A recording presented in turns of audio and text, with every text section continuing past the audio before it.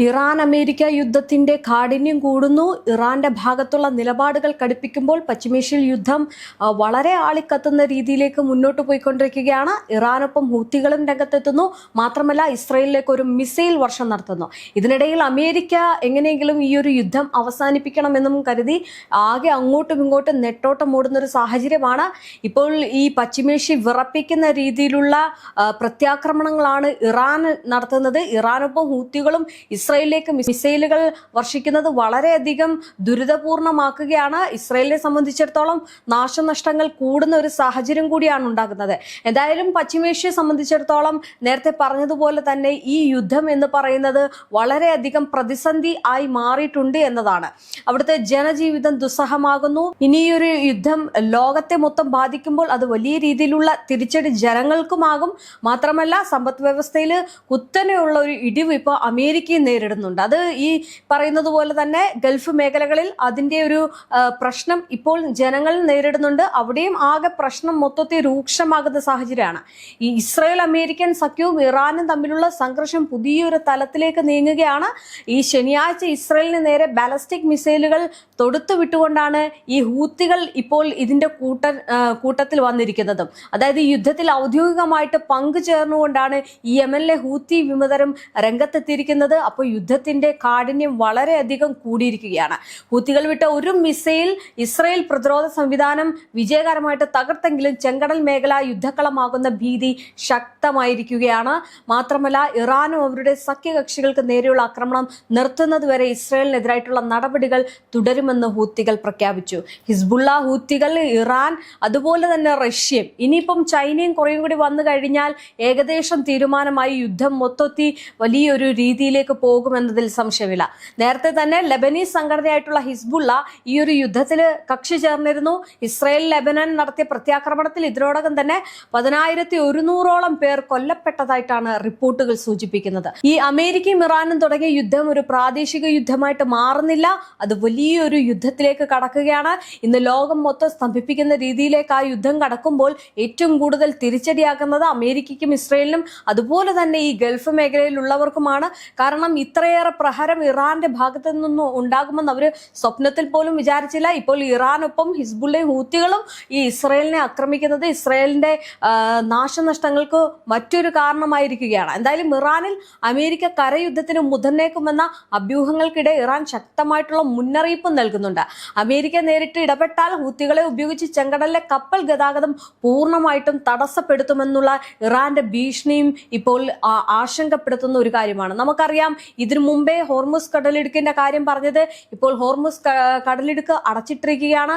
അതുവഴിയുള്ള കപ്പൽ ഗതാഗതങ്ങളൊക്കെ തടസ്സപ്പെട്ടു. 100ഓളം കപ്പലുകളാണ് അവിടെ പ്രതിസന്ധിയിലായി നേരിട്ടുകൊണ്ടിരിക്കുന്നത്. അപ്പോൾ ഇത്തരത്തിലുള്ള കടുത്ത നിലപാട് ഇറാന്റെ ഈ ഭീഷണിയിലൂടെ എടുക്കുമ്പോൾ ആ ഒരു പ്രശ്നം എന്ന് പറയുന്നത് ഒരു കേവലം ഒരു അമേരിക്കയും ഇറാനെയും ബാധിക്കുന്ന ഒരു പ്രശ്നമായിട്ട് മാറുന്നില്ല.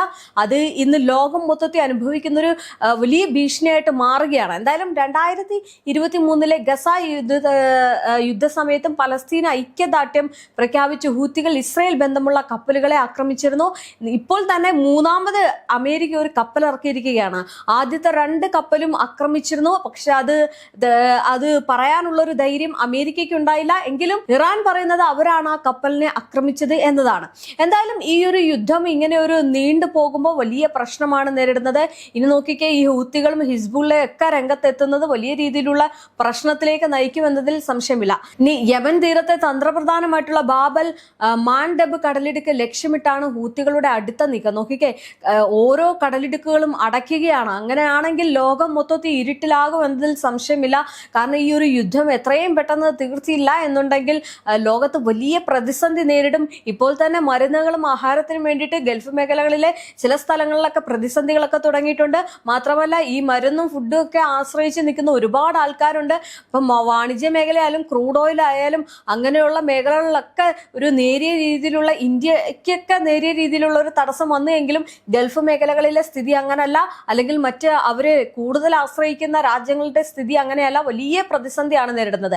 എന്തായാലും ഈ പറയുന്നത് തന്നെ വലിയ ഒരു പ്രശ്നമായിട്ട് കണക്കാക്കേണ്ടി വരും. കാരണം ഹോർമുസ് കടലിടുക്ക് ലക്ഷ്യമിട്ട് അതടച്ചു കഴിഞ്ഞ് ഇനിയിപ്പം ബാബ് അൽ മണ്ടാബ് കടലിടുക്ക് ലക്ഷ്യമിട്ടിരിക്കുകയാണ്. അതും കൂടി അടച്ചു കഴിഞ്ഞാൽ ആകെ മൊത്തം പ്രശ്നമാകും. അതുകൊണ്ട് ഈ യുദ്ധം എങ്ങനെയെങ്കിലും അവസാനിപ്പിക്കാനുള്ള ഒരു നീക്കത്തിലൂടെ അമേരിക്കയും പോകുന്നുണ്ട്. എന്തായാലും ഹൂത്തികളൊക്കെ ഈ ഇറാന്റെ നിലപാട് എപ്പോഴും സ്വീകരിക്കുന്നതാണ്. അവർ ഈ പറയുന്ന നിലപാടിനോട് കൂറ് പുലർത്തുന്നവരാണ്. അതുകൊണ്ട് തന്നെ അവരെന്തെങ്കിലും ആക്രമണം ആഹ്വാനം ചെയ്തിട്ടുണ്ടെങ്കിൽ, അല്ലെങ്കിൽ ഈ പറയുന്നത് പോലുള്ള കടലിടുക്ക് അടയ്ക്കുമെന്ന് പറഞ്ഞിട്ടുണ്ടെങ്കിൽ അത് അവരങ്ങനെ ചെയ്യും. അത് വലിയ പ്രശ്നത്തിലേക്ക് പോകും. എന്തായാലും ഈ ഹോർമുസ് കടലിടുക്ക് ഇറാൻ അടച്ചത് മൂലം അന്താരാഷ്ട്ര വിപണിയിൽ എണ്ണവില 50% ഉയർന്നിട്ടുണ്ട്. ഇനി സൂയസ് കനാൽ ഉൾപ്പെടുന്ന ചെങ്കടൽ പാത കൂടി പ്രതിസന്ധിയിലായാൽ ലോകം വലിയ സാമ്പത്തിക തകർച്ചയെ നേരിടും. ഇനി ആഗോള വ്യാപാരത്തിന്റെ 12% നടക്കുന്നത് ഈ ഒരു പാതയിലൂടെയാണ്. എന്തായാലും ഏഷ്യയും യൂറോപ്പിനെ ബന്ധിപ്പിക്കുന്ന ഈ ഒരു ഏറ്റവും ഹ്രസ്വമായിട്ടുള്ള ചരക്ക് പാതയാണ് ഇവിടെ ഈ തടസ്സപ്പെടുത്തുന്നത്. അങ്ങനെ പൂർണ്ണമായും അത് അടയ്ക്കേണ്ടി വന്നു കഴിഞ്ഞാൽ വലിയ പ്രതിസന്ധിയിലേക്ക് പോകും. എന്തായാലും അമേരിക്ക, ഇസ്രയേൽ സഖ്യവും ഇറാനും തമ്മിലുള്ള സൈനിക സംഘർഷം രൂക്ഷമായിട്ട് തുടരുന്നതിനിടെ മേഖലയിൽ സമാധാനം പുനഃസ്ഥാപിക്കാനുള്ള നയതന്ത്ര നീക്കങ്ങൾ പാതി വഴിയിൽ തടസ്സപ്പെട്ടതായിട്ടുള്ള റിപ്പോർട്ടുകളൊക്കെ വരുന്നുണ്ട്. യുദ്ധം അവസാനിപ്പിക്കാനായിട്ട് വൈറ്റ് ഹൗസ് മുന്നോട്ട് വെച്ച നിർദ്ദേശങ്ങളോട് ഇറാൻ മുഖം തിരിക്കുന്നതാണ് നിലവിലെ പ്രതിസന്ധിക്ക് പ്രധാന കാരണമായിട്ടുള്ളത്. മാത്രമല്ല, പശ്ചിമേഷ്യയിലെ ഈ ഒരു യുദ്ധസമാനമായിട്ടുള്ള സാഹചര്യം ലോക രാഷ്ട്രങ്ങളെയാകെ ആശങ്കയിലാഴ്ത്തിയിരിക്കുകയാണ്. ഇറാൻ അല്ല ഈ സത്യത്തിൽ ഇന്ന് ഈ ലോക രാജ്യങ്ങൾക്ക് ഒരു പ്രശ്നമായിരിക്കുന്നത് അമേരിക്കയാണ്. കാരണം അമേരിക്കയുടെ അഹങ്കാരത്തിനാണ് കടിഞ്ഞാൻ വീണിരിക്കുന്നത്. അമേരിക്കയും ഇസ്രയേലും കൂടി ചേർന്ന് സംയുക്തമായി നടത്തിയ ആക്രമണത്തിൽ ഇന്ന് ലോകം സ്തംഭിപ്പിക്കാനുള്ള ഒറ്റ കാരണം ഇരു രാജ്യങ്ങളുമാണ്. അതിൽ ഇറാൻ തീർത്തും അതിനകത്ത് ബാധ്യതപ്പെടുന്ന ഒരാളല്ല. കാരണം എന്ന് പറയാൻ, ഒരു രാജ്യം അതിൻ്റെതായ പരമാധികാരിയായിട്ട് മുന്നോട്ട് പോകുമ്പോൾ അവിടേക്ക് പോയി യാതൊരു കാരണവുമില്ലാതെ ആക്രമണം നടത്തി പിന്നീട് ആ ആക്രമണത്തിലൂടെ ആ രാജ്യം പിടിച്ചെടുക്കാനും അവിടുത്തെ എണ്ണപ്പാടങ്ങൾ കൈക്കലാക്കാനും നോക്കുന്നു. എന്നാൽ അവർ പണ്ട് തൊട്ടേ ഈ കൊണ്ടും കൊടുത്തും ഈ യുദ്ധങ്ങൾ കണ്ടതുകൊണ്ട് തന്നെ സ്വന്തം മണ്ണ് ആർക്കും വിട്ടുകൊടുക്കാനുള്ള താല്പര്യം ഇറാനില്ലായിരുന്നു. ഇറാനെ സഹായിക്കാൻ ആരുമില്ലായിരുന്നു. ഇറാൻ ഒറ്റയ്ക്കായിരുന്നു. ആ ഒറ്റക്കരുത്തിൽ ഇന്ന് ലോകത്ത് മൊത്തത്തിൽ നോക്കി നിൽക്കെ വലിയൊരു ശക്തിയായിട്ട് ഇറാൻ മാറിയിരിക്കുകയാണ്. എന്തായാലും പരസ്പര വിശ്വാസമില്ലായ്മയും നേരിട്ടുള്ള ചർച്ചകൾക്ക് ഇറാൻ തയ്യാറെടുക്കാത്തതുമാണ് സമാധാന ശ്രമങ്ങൾ മന്ദഗതിയിലാകാൻ പ്രധാന കാരണമായി ചൂണ്ടിക്കാട്ടപ്പെടുന്നത്. എന്തായാലും എന്തിനു വേണ്ടിയിട്ടാണ് ഈ പറയുന്ന ഇറാൻ ചർച്ചയ്ക്ക് നിൽക്കേണ്ടത്? ഈ പറയുന്ന അമേരിക്ക ഒന്ന് ചർച്ച അല്ലെങ്കിൽ സമാധാനം എന്ന് പറഞ്ഞിട്ട് അതിനിടയിൽ കൂടെ ആക്രമണം നടത്തുന്നതിനോ? അത്തരം നാടകങ്ങൾ ഒരുപക്ഷെ ഇറാന് മനസ്സിലാകും. അതുകൊണ്ടാണ് ഇറാൻ അത്തരം കാര്യങ്ങളിലേക്കൊക്കെ വലിയ രീതിയിൽ നീങ്ങാത്തത്. നിലവിൽ ഇരു രാജ്യങ്ങളും തമ്മിൽ നേരിട്ടുള്ള ആശയവിനിമയം നടത്താത്ത സാഹചര്യത്തിൽ പാകിസ്ഥാൻ ഉൾപ്പെടെയുള്ള 3 കക്ഷികളെയാണ് മധ്യസ്ഥതയ്ക്കായി ആശ്രയിക്കുന്നത്. എന്തായാലും ഈ രീതിയിലുള്ള ചർച്ചകൾക്ക് എടുക്കുന്ന അധിക സമയം തീരുമാനങ്ങൾ വൈകാൻ കാരണമാകുന്നുണ്ട്. ഈ സുരക്ഷാപരമായിട്ടുള്ള കാരണങ്ങളാൽ ഇറാനിയൻ ഉദ്യോഗസ്ഥർ ഫോണുകളും മറ്റ് ഇലക്ട്രോണിക് ഉപകരണങ്ങളും ഉപയോഗിക്കാത്തത് ആശയവിനിമയത്തിൽ വലിയ തടസ്സങ്ങൾ സൃഷ്ടിക്കുന്നുണ്ട്. മാത്രമല്ല, ഡിജിറ്റൽ ഉപകരണങ്ങൾ ഒഴിവാക്കി പരമ്പരാഗത രീതിയിൽ സന്ദേശങ്ങൾ കൈമാറുന്നത് നയതന്ത്ര വേഗതയെ സാരമായിട്ട് ബാധിക്കുകയും ചെയ്തിട്ടുണ്ട്. തങ്ങളുടെ സൈനിക പ്രതിരോധത്തെ ദേശീയ അഭിമാനമായിട്ടാണ് ഇറാൻ കാണുന്നത്. അതിനാൽ തന്നെ അമേരിക്കയുടെ സമ്മർദ്ദത്തിന് വഴങ്ങിയുള്ള ഒരു യുദ്ധവിരാമത്തിനും തങ്ങൾ തയ്യാറല്ല എന്ന് ഇറാൻ ആവർത്തിച്ച് വ്യക്തമാക്കുകയും ചെയ്യുന്നുണ്ട്. ഈ ഒരു ഉറച്ച നിലപാട് അമേരിക്കയുടെ പശ്ചിമേഷ്യൻ സമാധാന നയതന്ത്രത്തിന് വലിയ വെല്ലുവിളിയാവുകയാണ്. മാത്രമല്ല, യുദ്ധം തുടരുമ്പോഴും പ്രശ്ന പരിഹാരത്തിന് തയ്യാറാണെന്ന് അമേരിക്ക അവകാശപ്പെടുന്നുണ്ട് എങ്കിലും ഫലമൊന്നും കാണുന്നില്ല. ഇനി യുറേനിയം സമ്പുഷ്ടീകരണം നിർത്തലാക്കുന്നത്, സൈനിക പ്രവർത്തനങ്ങൾ അവസാനിപ്പിക്കുന്നത് ഉൾപ്പെടെ 15 ഇനങ്ങളടങ്ങിയ സമാധാന കരാറാണ് അമേരിക്ക മുന്നോട്ട് വെച്ചത്. എന്നാൽ ഈ നിർദ്ദേശങ്ങൾ ഏകപക്ഷീയമാണെന്നും തങ്ങളുടെ പരമാധികാരത്തെ ചോദ്യം ചെയ്യുന്നതാണെന്നും ഇറാൻ വിമർശിച്ചു. ഇത്തരം നിബന്ധനകൾ അംഗീകരിച്ചുകൊണ്ടുള്ള ഒരു ചർച്ചയ്ക്കും തങ്ങളില്ല എന്ന നിലപാടിൽ ഉറച്ചു നിൽക്കുകയാണ് ഇറാൻ. എന്തായാലും യുദ്ധം ആരംഭിച്ച ശേഷം അമേരിക്കയും ഇറാനും ഉന്നത തലത്തിൽ നേരിട്ടുള്ള ചർച്ചകൾ നടത്തിയിട്ടില്ല. പാകിസ്ഥാൻ, തുർക്കി, ഈജിപ്ത്, ഒമാൻ തുടങ്ങിയ നിഷ്പക്ഷ രാജ്യങ്ങളാണ് നിലവിൽ ഈ സന്ദേശവാഹകരായിട്ട് പ്രവർത്തിക്കുന്നത്. നയതന്ത്ര ബന്ധങ്ങൾ നിലനിർത്താൻ ഈ രാജ്യങ്ങൾക്ക് കഴിയുമെന്നാണ് പ്രതീക്ഷയെങ്കിലും യുദ്ധഭൂമിയിലെ സാഹചര്യങ്ങൾ ചർച്ചകളെ പ്രതികൂലമായും ബാധിക്കുകയും ചെയ്യുന്നുണ്ട്. ആക്രമണങ്ങൾ നേരിട്ടുകൊണ്ടിരിക്കുന്ന ഘട്ടത്തിൽ ചർച്ചയ്ക്കില്ല എന്ന കർക്കശമായിട്ടുള്ള നിലപാടാണ് ഇറാനിയൻ നേതാക്കൾ എടുക്കുന്നത്. സൈനിക മറുപടി നൽകുന്നതിനാണ് തങ്ങൾ ഇപ്പോൾ മുൻഗണന നൽകുന്നത് എന്ന് അവർ പരസ്യമായിട്ട് പ്രഖ്യാപിച്ചു കഴിഞ്ഞു. കാരണം അവരെ സംബന്ധിച്ചിടത്തോളം ഓരോ തുള്ളി ചോരയ്ക്കും അവർ പകരം ചോദിക്കും. അതിനു വേണ്ടിയിട്ടുള്ള കാര്യങ്ങൾ അവർ ചെയ്യുമെന്ന് നേരത്തെ പറഞ്ഞിട്ടുള്ളതാണ്.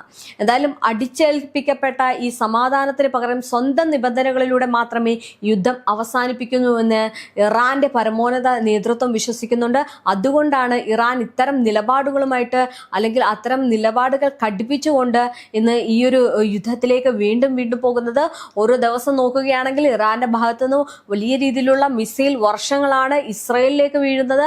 മാത്രമല്ല അമേരിക്കയ്ക്ക് കനത്ത നഷ്ടമുണ്ടാകുന്നു. സാമ്പത്തികത്തിന്റെ അടിത്തട്ട് ഇളകിയിരിക്കുകയാണ്. ഇനിയൊരു യുദ്ധത്തിൽ കാല് പിടിച്ച് മാപ്പ് പറഞ്ഞ് പിന്തിരികയല്ലാതെ ഈ ട്രംപിന് വേറൊരു വഴിയും മുന്നിലില്ല എന്നതാണ് മറ്റൊരു സത്യം. കാരണം യുദ്ധം അവസാനിപ്പിക്കുന്നത് ഇറാനാണ്. ആ യുദ്ധം എന്നവർ അവസാനിപ്പിക്കും എന്നതാണ് ഇനി കാത്തിരിക്കേണ്ടത്. എന്തായാലും ഇറാൻ ഈ ഒരു യുദ്ധം അവസാനിപ്പിക്കണമെങ്കിൽ ഇറാൻ പറയുന്ന ഉപാധികളോട് ഈ പറയുന്ന അമേരിക്ക അംഗീകരിക്കണം. അല്ലാത്ത പക്ഷം ഈ പറയുന്ന രീതിയിൽ തന്നെ വലിയ രീതിയിലുള്ള നാശനഷ്ടങ്ങളൊക്കെ സംഭവിപ്പിച്ചിട്ടുള്ള ഈ ഒരു നിലപാടിലേക്കും ആക്രമണത്തിലേക്കും ഇറാൻ കടുക്കും എന്നതിൽ സംശയമില്ല.